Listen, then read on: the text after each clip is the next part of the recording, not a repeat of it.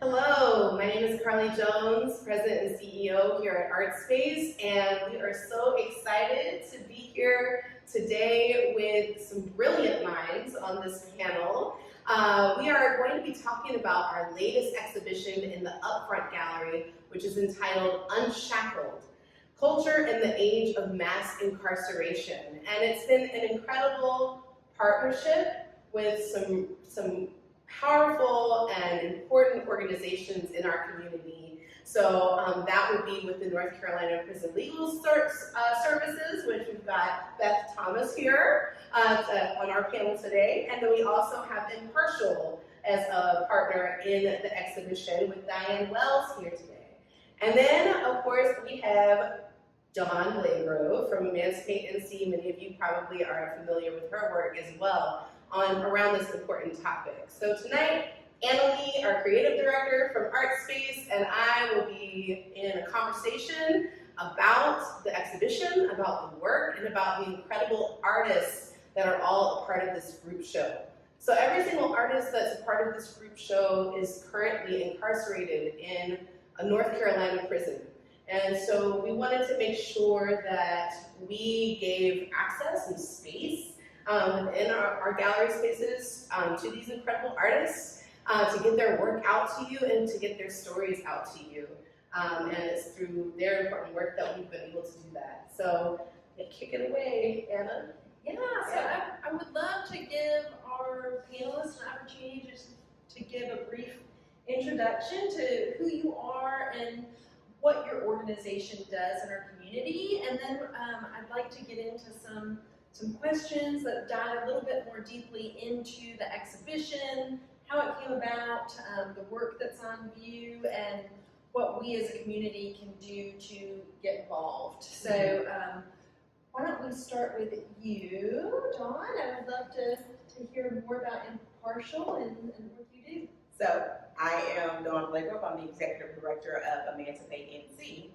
And we are an organization that is committed to ending systemic and institutional racism and abolishing mass incarceration. We do that through a bevy of tools, direct advocacy, direct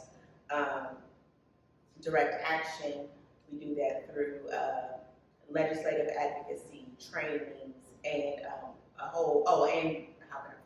and direct litigation, impact litigation against law enforcement agencies that are using their power, things like that. We do a lot of work around police accountability, defunding the police, and really just creating ways to shrink the people that are in cages, hopefully to nothing, and also to work to transform or radically recreate or reimagine the current justice system to make one that is fairer and more equitable. So I'm really happy to be here. Thank you. Incredible, thank you. All right, would you like to go, Diane? Sure, my name is Diane Wells, and I'm the founder of Impartial. Impartial was founded about a year ago, so we're fairly new, and the mission that we are on is to be able to help other U.S. criminal justice nonprofits.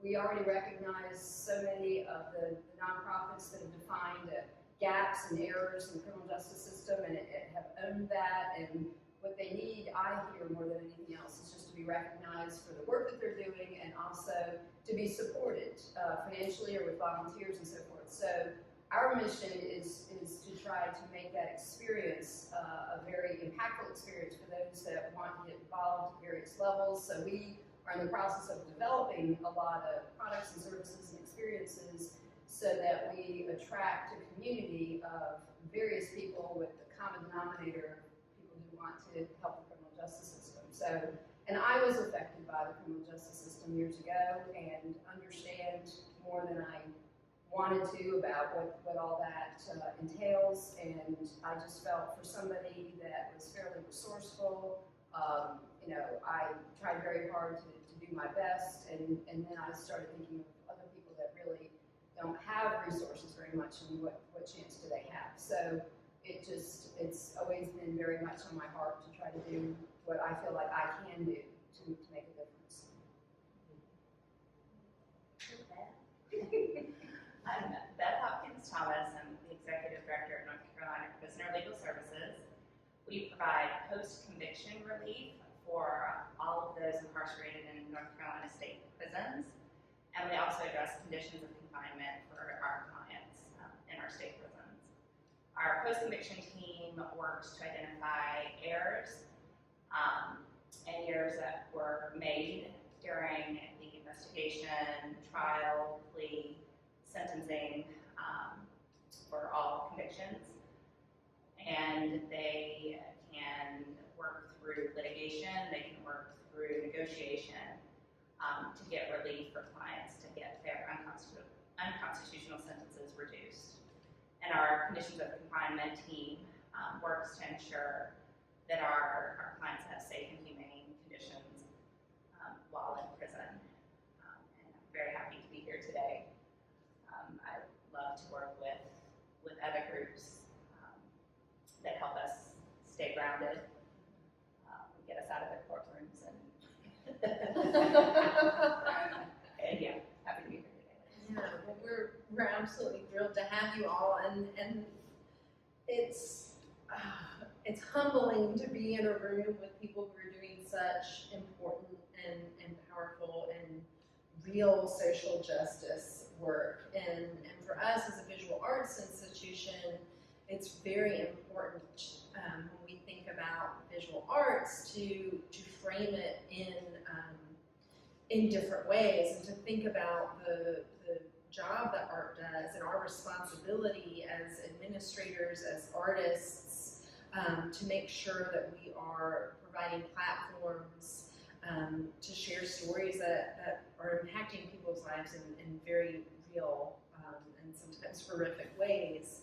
And so this show came about through a partnership with the North Carolina Prison Legal Services that really soon grew to include Impartial because of some of the sort of real difficulties in accessing artwork that Brandon Cordry, who was working for NCPLS, was encountering. So we're very grateful for the partnership and the ability to do that. And we'll get more into those issues in a moment. But I did want to start by asking each of our panelists to share maybe a little bit about a particular piece in the exhibition that stood out to you in your professional practice as something that is representative of something that you want to communicate here today, or perhaps there's a personal tie, but I'd love to hear your thoughts on the artwork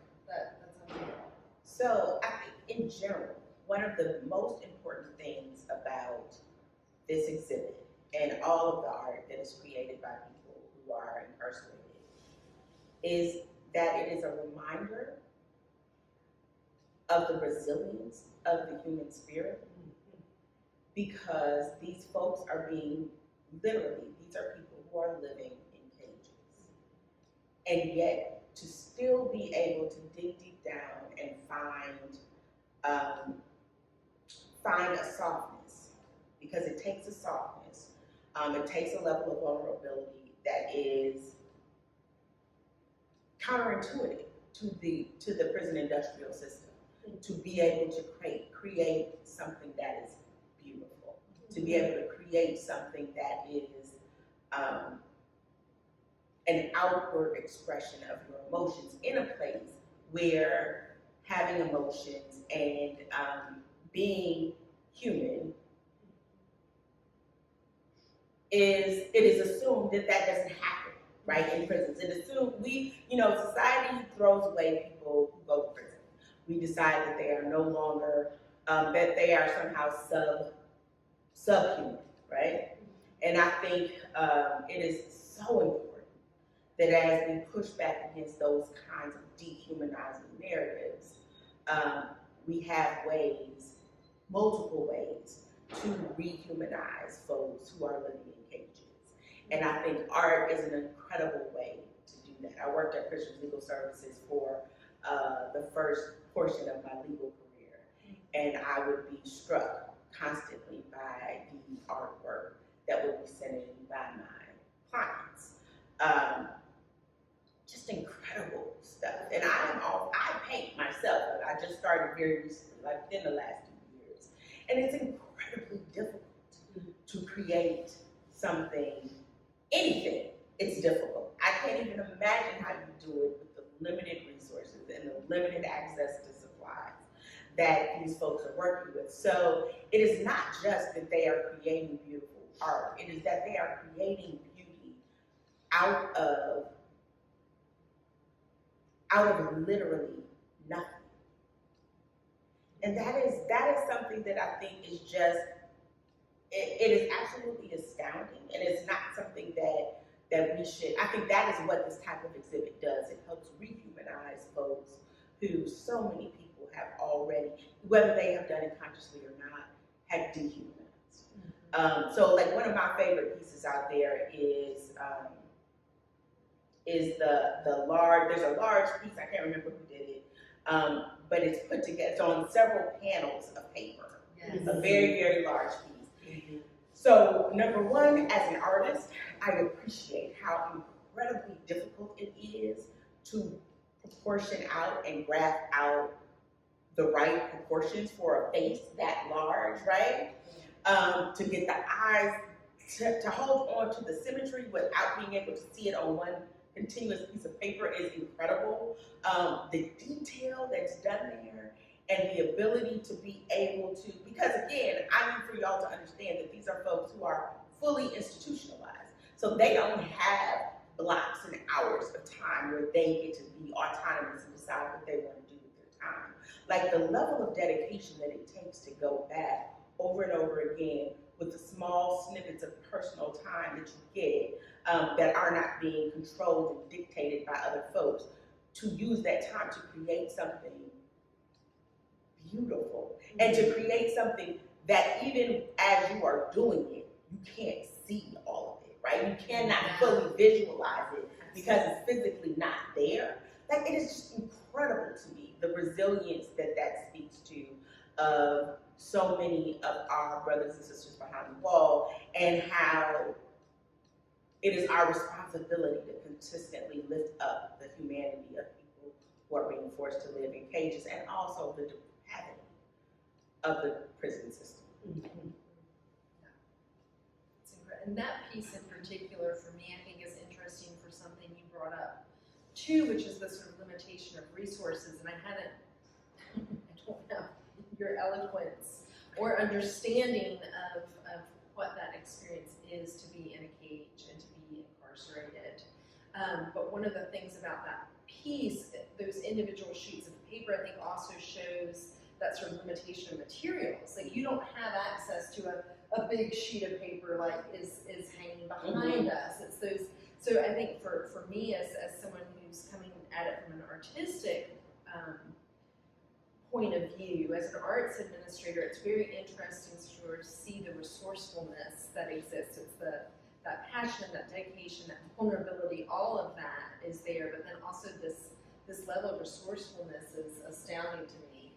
And also I think, let me just, because I think it's really important, it's not like these folks have, like he doesn't have a wall like this where he can put his work up and come back to it, or, over time, right? Prison in and of itself is a dehumanizing institution, and it dehumanizes everyone it touches. Not just the people that are incarcerated, but also the people that are guarding the incarcerated, all of them. There is a level of anger and just meanness that underlies a prison experience. So for him to be able to hold on to each piece of paper as he created, and not have it be ripped up and destroyed by a guard or another incarcerated person who doesn't have proper resources to work through his own trauma, to be able to not be punished for creating. Because part of what the carceral system is designed to do is to beat the humanity out of people, is to really get them to believe that they are in some way subhuman. So many of the punitive measures that we see happen inside of prisons are related to destroying any hope or connection that you have to your humanity and to the outside. So the fact that he was able to create this piece And clearly, it took lots and lots of time for him to be able to create it, and was able to hold on to the pieces and keep them all together and not have them destroyed. Like, it's just incredible. It's just incredible. Resilience, that's the word you use, and that's exactly what I would call that, resilience. Resilience and resistance, that Absolutely refusal right. to be. Absolutely. The refusal to lose your humanity. And Yeah. it's hard to do that, you know? Absolutely. Incredible strength. Well, what about, Sorry. No, That's great. wonderful. But no, I mean, there's, this exhibition is full of so many meaningful pieces that each tells a personal story and is a reflection of where it's created. So I mean, I'd love to hear from both you and Diane. Well, the collection comes from what I've been able to pull together from a number of resources, and one in particular that I can talk about maybe at a later time. But I feel very fortunate because each one of them I try very hard to know the artist. We don't know all the artists for all of the collection that we have. We have approximately 1,200 pieces that we collected, and it goes back a number of years. And some of them are signed, some of them aren't, some of them are dated, some of them aren't. And again, sometimes we have some information, correspondence or a form that was asked to be filled out when the artwork was submitted that gives us some information. What Dawn was talking about, Ebony Girl, is just, it's an incredible piece. And it's actually the only piece that I've hung up in where I keep all the artwork, because she is the one that inspired me all the time. And it is a certain look that she has. It's this sadness, and at the same time, it just, I don't know, it says to me, like, don't forget me. You know, I'm here.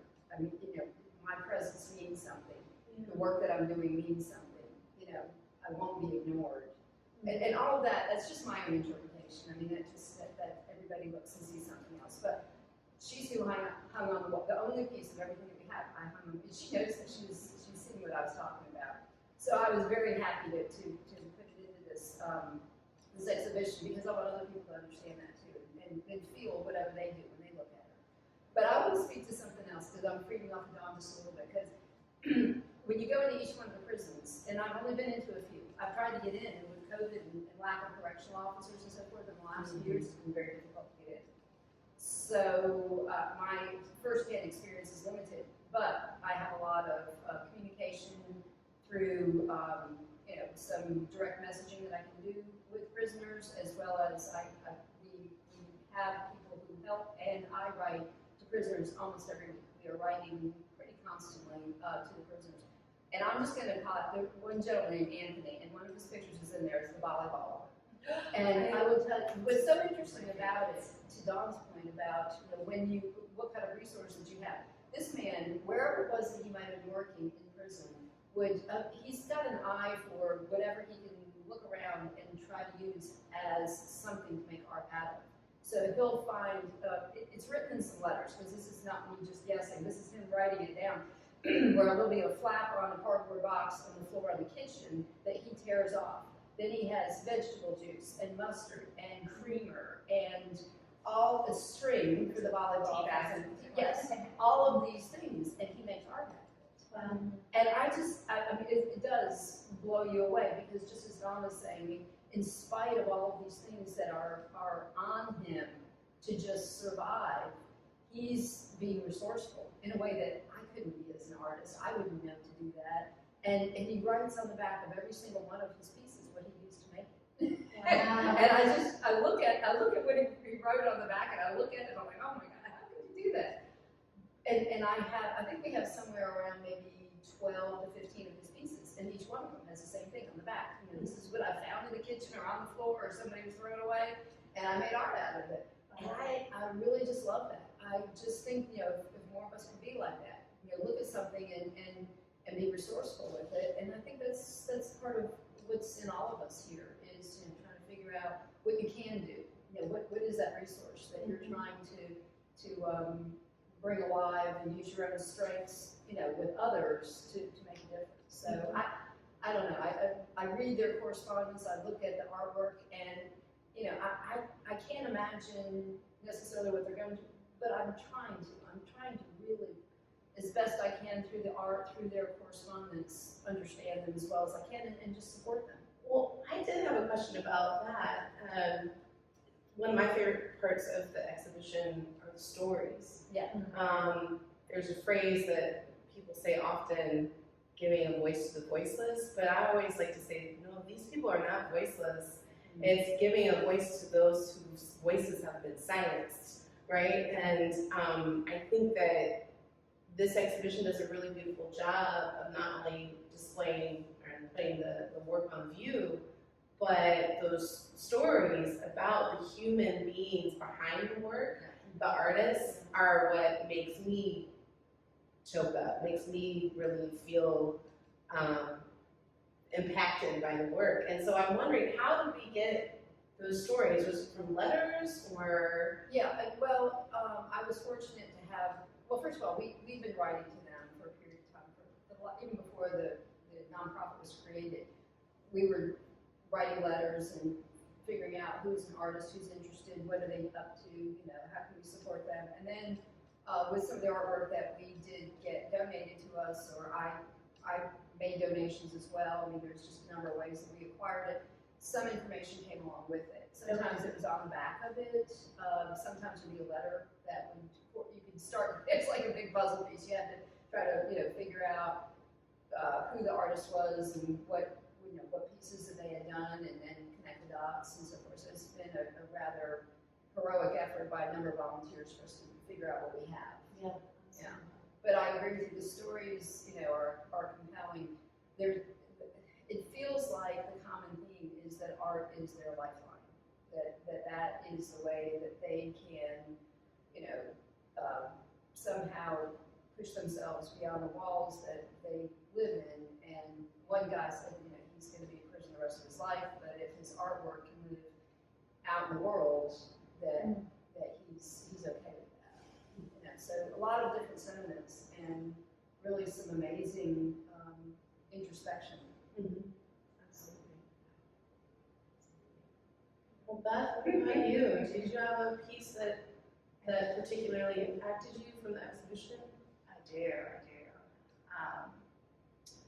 So one of the pieces is from a current client that I met last year. I'm representing him now in his post-conviction case.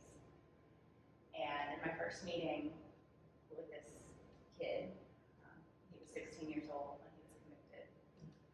Got 38 years in prison for his sentence. In my first meeting with him, it was just really easy to talk with him about how he was doing. He had a wonderfully optimistic stance on his case. He was just a pleasure to visit. And in our conversation, we talked about our families quite a bit, and I mentioned to him that I had a young daughter who loved animals. And we spoke about his case, let him know I was going to go do what I needed to do for his case, and I would write him back. And I got a letter not too long after that visit, and there was a gorgeous picture in the letter that was all different animals, and I was stunned. And in the letter, he told me, "I hope it's okay that I sent this for your daughter." And so that piece is in the exhibit, along with another that he did. And he shared a very similar sentiment with me when I asked him if we could display his work. He asked me if I could reach out to his mom and to his family and let them know that this was going to be exhibited. And if I could make sure that they could get out here to see it, because he couldn't do that. But it was really important that his family see what he had created. So it means a lot. It means a lot to be able to facilitate that. Absolutely. Well, I think that's an interesting thing we haven't really touched on yet is thinking about the families and that art perhaps functioning in that way for many of the artists as a sort of conduit to the spirit, the creativity of that loved one who is is incarcerated and being able to see the work. It's just hard to wrap one's mind around. I think that the things that we take for granted. And I think for me, I mean, another question I wanted us to address was, how can institutions such as Artspace or other institutions who are involved in the arts help to facilitate or encourage? Are there ways in which we can engage and provide a lifeline through art to incarcerated people, or are the realities just so hard? I know you mentioned how hard it is with COVID and being able to have access, and I know there have been programs that exist where people can provide art activities in prisons, but I'd love to hear a little bit more about that, just from a practical point of view, what can be done and what's most important and needed. So I think I'll start with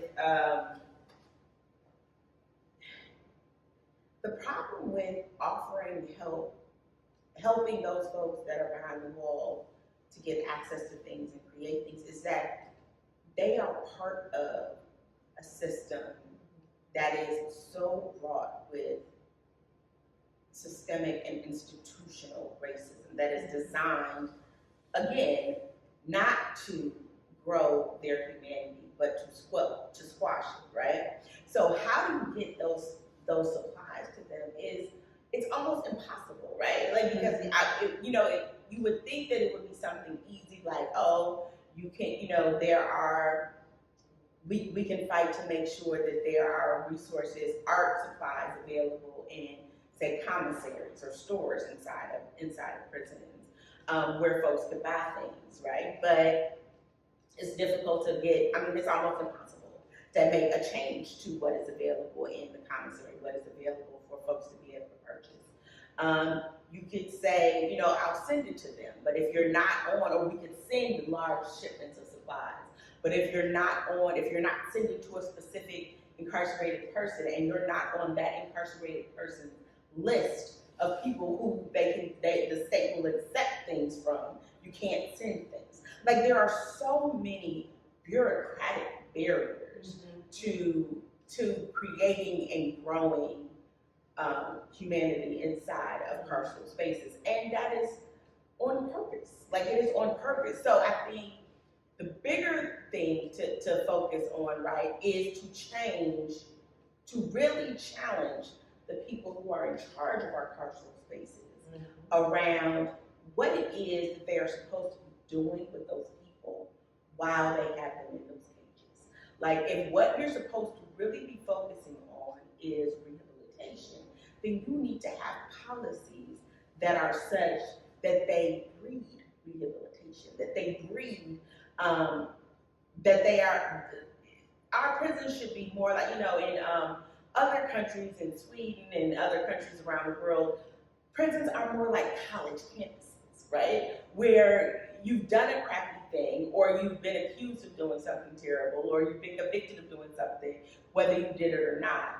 But now that you're here, this is an opportunity for you to reset, for you to figure out what you're good at, and then have the state breathe life into that. So that when you come out into the world, you have skills, you have alternatives to whatever it was that you were doing before you went in. Our system isn't designed to do that. We say it is, but it's very, America is very schizophrenic. Like, we say one thing and then do something else all the time. That is the nature of our carceral system as well. So I think, how do we help? We help by advocating for changes that are systemic, right? There's no simple fix. It's not as easy as sending in art or sending in supplies. Like, it's because the system isn't designed for these folks to be treated humanely. So what we have to do collectively is tell the powers that be, and all of us here, especially those of us who have the privilege of being, you know, art involved and art focused, right? We have a level of affluence and a level of privilege that lots of folks who are advocating or who have direct impact with carceral systems just don't have, right? Mm-hmm. You have the ear of people that so many other folks that are advocating for people that are behind the wall don't have. So use your access, use your privilege to create more humane systems, more humane policy. That is what I would tell you. And on an individual basis, right? What does that mean? Like, you each are representing organizations that are doing impactful work, you know, life-changing work. So yes, people who are listening can support your organizations. Beth, I know you have a fundraiser coming up here in Artspace, so look out for that, y'all. But, you know, so through donations, but what else can people do as individuals to advocate? So the word advocacy, I think, sometimes is intimidating sometimes to people. So what does that mean? Does that mean march in the street? Does that mean take it to the polls? What does that mean? No, it really means, okay, so here are the three things that you can do, that anyone can do. Number one, talk to your friends about the problems that exist inside of our carceral system. Make someone else see this the way you see it, right? Talk to you, use your sphere of influence to create other people who are aware of the problem, number one. And make it uncomfortable for them to pretend like they aren't aware of the problem, right? Number two, the squeaky wheel gets the oil, right? Write your legislators, write letters, send emails, write Governor Cooper. Right now, President Biden just made this big announcement about pardoning low-level people for low-level marijuana possession, and asked the governors to, in turn, governors of all the states, to in turn adopt a similar policy, use their pardon power to release people, right? Governor Cooper, who is on his second term now, is the governor with the least of all in history of North Carolina, with the least amount of pardons, right? Wow. Write a letter to Cooper and tell him to let some people out of some cages, right? Because those are things that we can do. Write letters to your legislators that say, we think it is unfair that people who are incarcerated can't get access to art supplies, can't get access to, you know, whatever it is that we think that they need. But again, we all have a tremendous amount of power to create change. It was that our systems, these systems that are built on structural and institutional racism, these systems are designed to make people feel like they don't have power to create real change. That is what the systems are designed to do. They are designed to make you forget your power. So what we need to do is remember that we do have power, and that you do not have to do grandiose things, large-scale things, to effectuate and create real change. Each one of us has the power to create change. We just have to exercise that power. So call Governor Cooper, send an email, send a letter to your legislator. If you're in Raleigh, go on over to Jones Street and talk and have a sit down with your locally elected senator and express to them what it is that is important to you, what it is that you intended for them to do with your power when you gave it to them by way of your vote, right? The reality is that everybody thinks somebody else is doing it, right? Everybody thinks that. So if we can just wipe that out of our minds and decide that the most important thing and the most powerful thing you can do is create change within your own personal sphere of influence. And if we are all creating change in our own personal sphere of influence, then eventually those spheres connect. And we are talking about real change. And that is what people power means. And that is what advocacy is all about. Advocacy is not about some big show. Advocacy is about doing the individual things, living your life every day in a way that empowers others. I'm a mother. I do lots and lots of things, but the most important thing I will ever do, the most impactful thing I have ever done in my life is raise 2 children who are now adults, who go into the world with compassion, with an understanding of the gross inequities that exist, and a deep desire to see those inequities go away. That's it. That's the most important thing I will ever do as an advocate, is create 2 human beings who will go out into the world and use everything that they have to make it better. Because if we all did that, we wouldn't be here. Sorry, I know that was really high level. Like I got real high level on you, and you were looking for a concrete answer, but there's no concrete answer. Absolutely. No, I think that's exactly right. And I think for me, that's part of the importance of having things like exhibitions like this, where we are able to educate ourselves and educate people who are coming to visit and maybe are coming for an experience, that's easy and beautiful, right. and have the opportunity to actually get a dose of reality, and that does, that feels meaningful and important Absolutely. to do that. I think that, sometimes people think that art is fluff, right? Or art is always something beautiful. It's not always something beautiful. Sometimes it's created to tell a story, to expose, expose a story, to bring life to a topic in a really visceral way. And I think that, just like writing a letter to your legislator, man, get your legislator, come down to this exhibition and read these stories. That's a way to do it, you know what I mean? So as an art institution, we're constantly grappling with how can we use our space to create access and to advocate for the important issues within our community. And through partnerships like this, working with people that are doing the hard work, and bringing this art into this space. Folks that might come normally for a beautiful exhibition might, might be surprised and might read something that really truly impacts them and learn about the humanity of these folks that are behind bars. So I think that's a powerful part of art, Well, and I'm going to go a little off script here, but I think this brings up something that I'm curious about, because you all are doing advocacy work, social justice work, you're in courtrooms.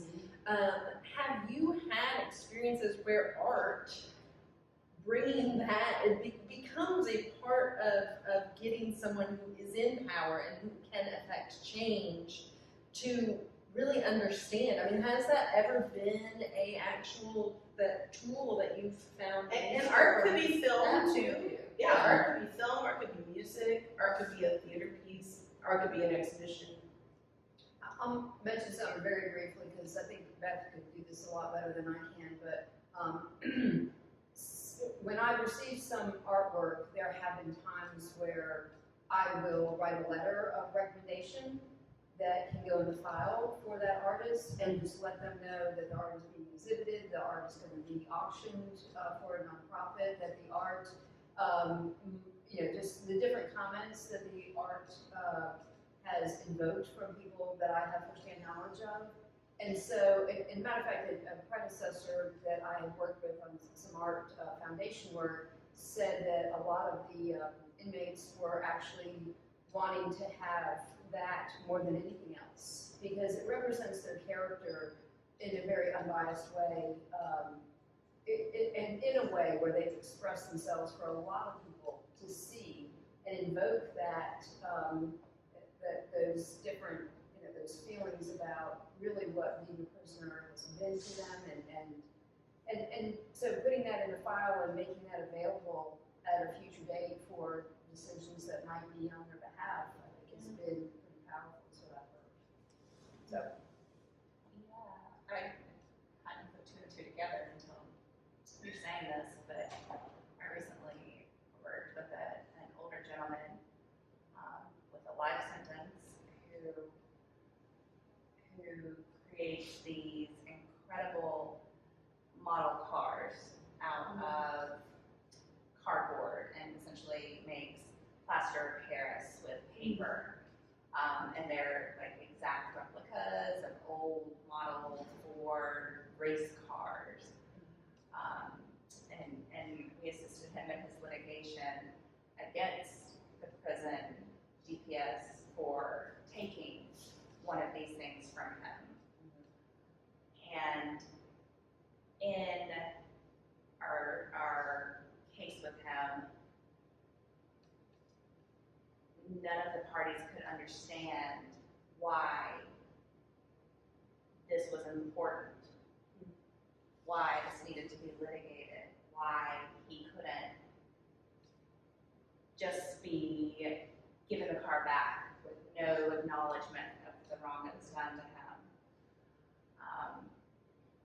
And it was an incredibly discombobulating experience to try to explain to the judge how directly tied to this man's dignity and pride this piece of art was, because he had spent literal years and years of his life creating. And I was completely fine going to the mat about it, even though I understood nothing about the value of that, model there, because my client was so strong in his conviction that he moved me. So, And I can say very quickly, just recently, so it hasn't been that recent, about a year ago now, I argued in front of the North Carolina Supreme Court on behalf of a man who was sentenced to prison, to a life sentence at 17 years old. And he is a prolific writer. He writes poetry, he writes manuscripts, he writes short stories, and I was able to incorporate into my argument a piece of one of his stories where he talked about what freedom meant to him, what it looked like to him. So I think that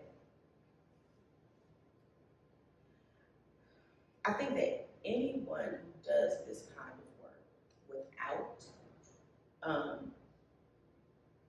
being able to pull in the humanity of their client, without having those kinds of conversations, without doing that deep dive into why it matters, without doing what Beth said is, I'm going to trust and believe and let your righteous indignation be enough to feed my righteous indignation, right? I am not going to dismiss out of hand what's something that you feel incredibly strongly about. When you do this work like that, it is harder, but it leaves an impact on you that is indelible, and that it forever ties you to this person, and it makes them a full, whole person. Because, and also I think that it is important to give folks who are behind the ball a sense of autonomy, that they have control over some pieces of advocating for their own freedom. And so incorporating their words, incorporating their art, whatever, however, even if it's something as simple as recounting the conversation that you had, I always felt like it was really important to make, when I was working at Prisoners Legal Services and I was writing MARs, for example, I always felt like it was really important to not refer to my client as the defendant, right? Throughout I would use my client's name, right? And it's a small thing, but it's very, very important. It's very, very important about humanizing someone, right? We call folks inmates, we call folks felons, we call folks convicts, and we make them, we reduce their humanity to an act, right? And so I think it's always important to incorporate the person that I'm representing into whatever it is that I'm doing. Like, you know, I use my client's name, or sometimes if I would talk to my client and say, you know, what did you want to be when you were a kid, right? And, you know, you tell me something, they'll tell you something like, oh, I wanted to be an astronaut. It's funny because my grandma used to call me, you know, Apollo, because I wanted to be an astronaut. So throughout my pleadings, at some point, even if I put it in a footnote, I'm going to say, his grandma called him Apollo because he wanted to be an astronaut when he was a child, right? Because nobody is born wanting to be in the system, right? And so then I call him Apollo throughout the whole document. Even when I'm talking about the terrible things that he's been accused of or she's been accused of, whatever the case may be, because the reader sees who I tell them to see, right? And if I don't see someone other than the worst thing that they've ever done, I can't make anybody else see that. And so incorporating, I just don't, you can't do this work without incorporating the essence of your clients into this work, be it through art, through words, through whatever. So.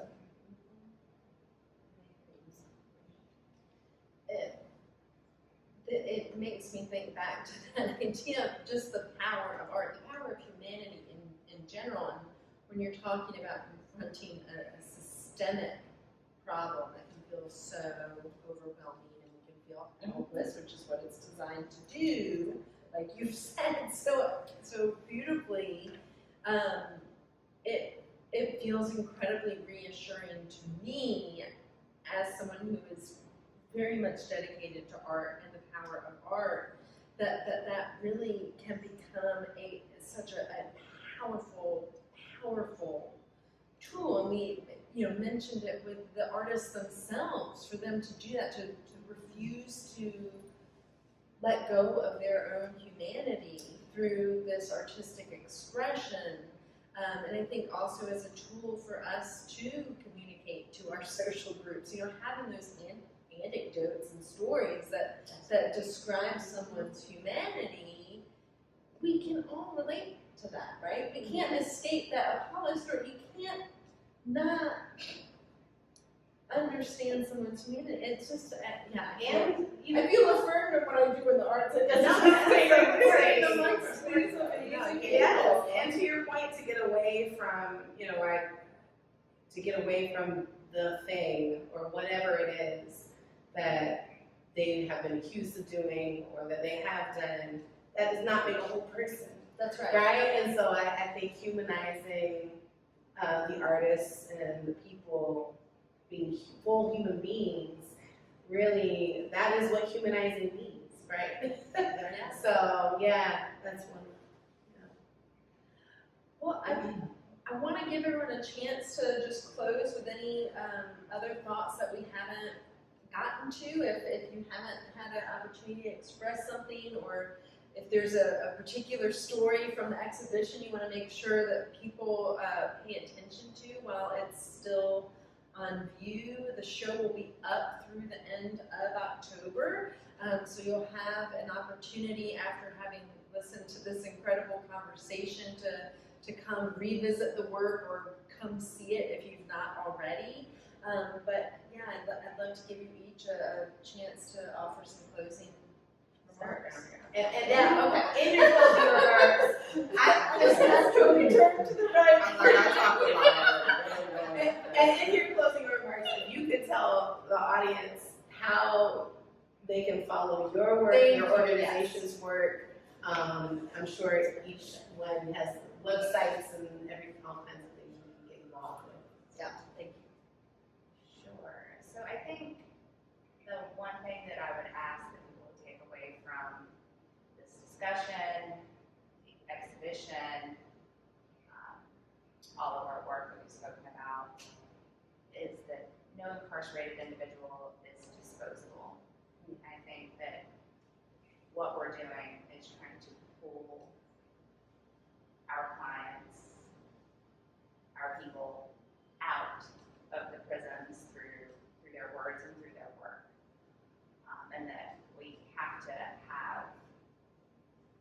other space that humanity, they have to confront the impact of over-incarceration and over-criminalization. And we have to figure out how to fix it, how to combat it. If you want to know more about our work, our website is www.ncpls.org. We're also on Facebook, North Carolina Prisoner Legal Services, and on Instagram, NCPLS. And we do have our upcoming fundraiser in 2 weeks on October 25th at 5 o'clock here at Artspace. It should be a wonderful event. It's a suggested donation of $50, but if you can't make that, just come on down. We're also going to have a silent auction with many items from community partners, and much of our team will be there to discuss the work that they've done, and it should just be a really good event. And I just want to thank Diane, John, and Carly for this. This has been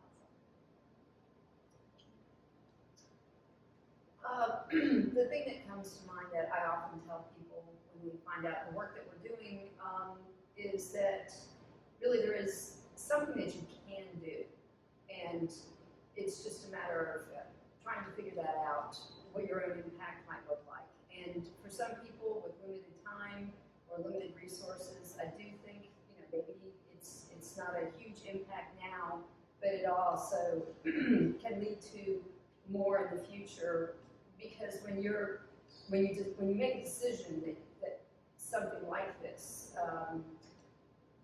work just really means something to you, just doing one thing on a consistent basis oftentimes does lead to more opportunity, more involvement, and it just takes a natural course. And I would encourage you to be curious. What we're all doing here is for a higher purpose, well beyond our lives, if you don't mind me saying that. I mean, it's and that when you are working towards a higher purpose and you are curious and you do find other people that work with you, there's something kind of magical about that, and the impact that it has on yourself too, and how you carry that confidence into other things that you do is quite remarkable, I think. So I feel privileged, even though my situation came about completely unexpected. I'm actually grateful for the transformation that I feel like I've had personally, and that whatever I can do to make other things much better will be terrific, but it's really more about us all working together. Whatever it is that you can do, just keep an open mind. Remain curious, because you just really never know what can happen. I met this wonderful person right here because we had a prisoner that we worked with together. I worked with him on artwork. He told me that she's going to call me. We talked pretty soon after that. Magic happened. And so we both remain curious, and we're remaining open to what's possible. So Impartial is kind of interesting, because when I picked out the name Impartial, I did it because this is the criminal justice world, and what we want is impartiality. We want to be able to receive facts and information and deal with it level-handedly. But interestingly, the three middle letters of Impartial are ART, and I thought that was very appropriate because a good part of what we're doing is art in reflecting the mission that we have. So that just even made it better. But we are www.impartial.one, O-N-E. We are on Twitter and Instagram, Facebook, LinkedIn, and we're fairly young, but we are making our way, and I just encourage people to just come check us out, and we'd like, whether it's volunteers or donations or just involvement. We are trying to do some very innovative things so that anybody can engage. And I think that that's the beginning of your journey too, is just start with some engagement. Just be curious. My organization is Emancipate NC, so you can find us at emancipatenc.org. You can find us on Twitter at emancipate.nc, Instagram emancipate.nc, and Facebook emancipate.nc. So, and also you can visit our website and sign up. We send out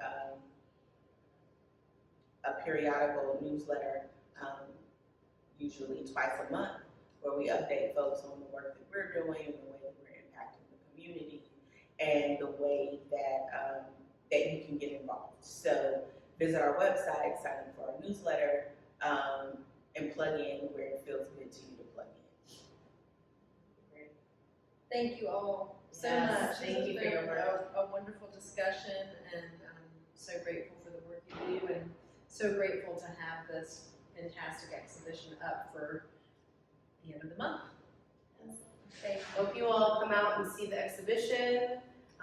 Maybe come out to the fundraiser later this month. You can see the exhibition and also support the great work at the organization that Beth is with, North Carolina Prisoner Legal Services. But come out and see us. Thank you all so much for your time and your work.